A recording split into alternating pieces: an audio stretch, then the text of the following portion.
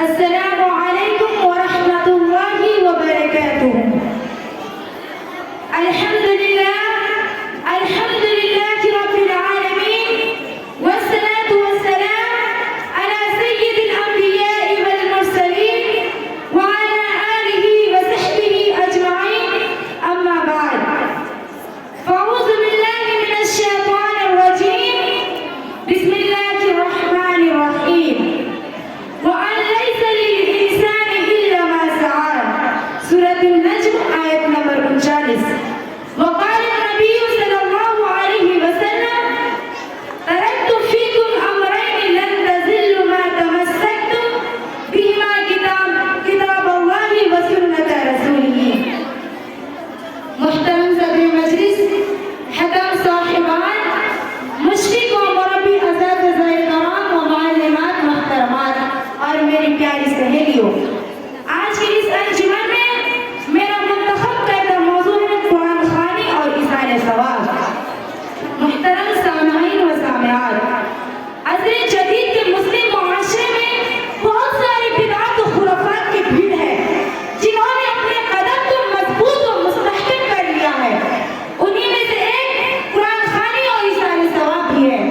قبل اس سے کہ میں اس کے بارے میں کچھ بیان کروں، قرآن خوانی کا معنی و مفہوم بیان کر دینا مناسب سمجھتی ہوں. قرآن خوانی فارسی زبان کا لفظ ہے جس کا معنی ہے قرآن پڑھنا، اور ایصال ثواب عربی زبان کا لفظ ہے جس کا معنی ہے ثواب پہنچانا. اور مفہوم میت کو ثواب پہنچانے کے ارادے سے کسی مخصوص وقت، مخصوص جگہ میں مخصوص لوگوں سے قرآن کی تلاوت کروانا ہے.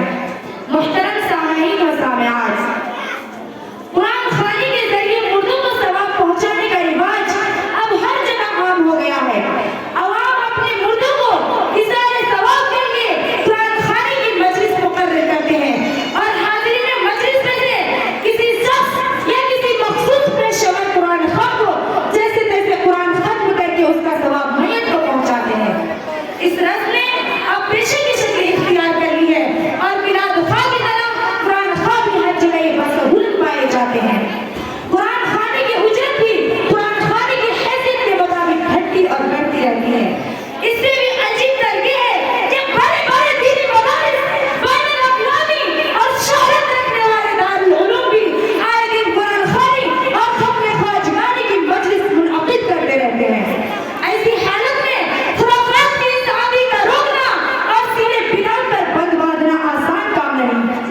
محترم سامعین و سامعات، قرآن خوانی کے ثواب کا میت تک نہ پہنچنے کے بارے میں امام شافعی رحمہ اللہ نے اس آیت سے، قرآن کی اس آیت سے استدلال کیا ہے.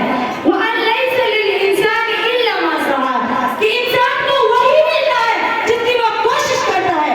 علامہ ابن کثیر رحمہ اللہ فرماتے ہیں کہ اس آیت سے امام شافعی رحمہ اللہ اور ان کے متبعین نے استنباط کیا ہے کہ قرآن شریف پڑھنے کا ثواب مردوں کو نہیں پہنچتا، کیونکہ ان کے عمل و قسم سے نہیں ہے. اسی لیے اللہ کے رسول صلی اللہ علیہ وسلم نے اپنی امت کو نہ اس کا حکم دیا، نہ اس کی ترغیب دی، اور صحابہ کرام رضی اللہ عنہم میں سے کسی کی طرف سے یہ بات ثابت ہے. اگر میت کے لیے قرآن خوانی کوئی کار خیر ہوتا تو صحابہ کرام رضی اللہ عنہم ہم سے پہلے اس کی سعادت حاصل کر لیے ہوتے. البتہ دعا اور صدقہ کے بارے میں اتفاق ہے جو شاعر علیہ السلام کی طرف سے واضح نص موجود ہے کہ ان کا ثواب میت کو پہنچتا ہے.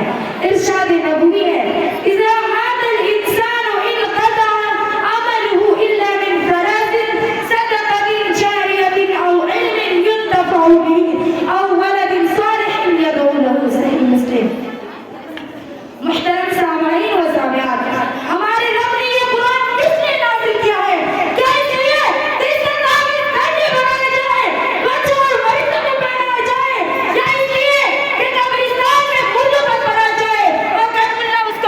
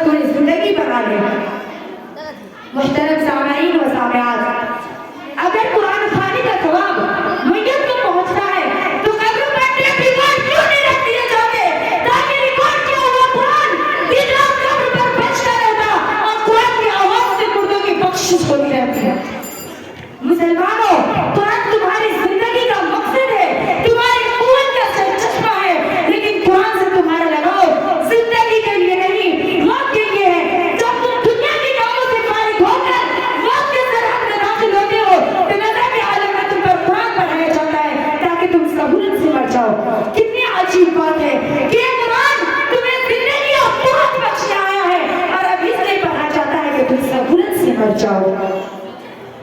اب میں آخر میں اللہ رب العالمین سے دعا کرتی ہوں کہ اے بار الہ تو ہم تمام مسلمانوں کو قرآن و احادیث نبویہ کی روشنی میں زندگی بسر کرنے کی توفیق دے.